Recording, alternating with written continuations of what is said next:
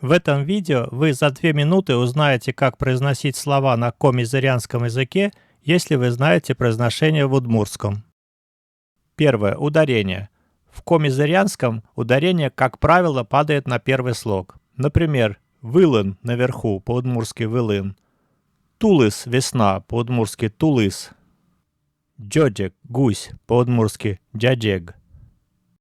Второе. Сочетание двух согласных, диграфы.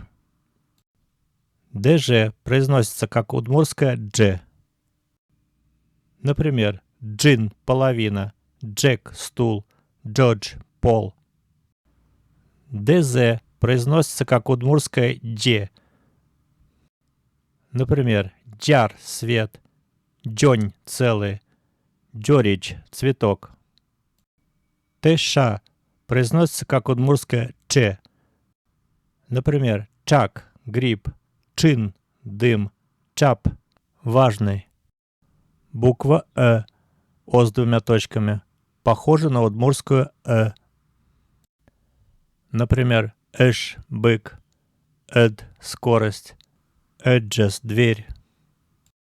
И с точкой, латинская буква И, соответствует удмуртской И с двумя точками. Это И, которая не смягчает предыдущий согласный.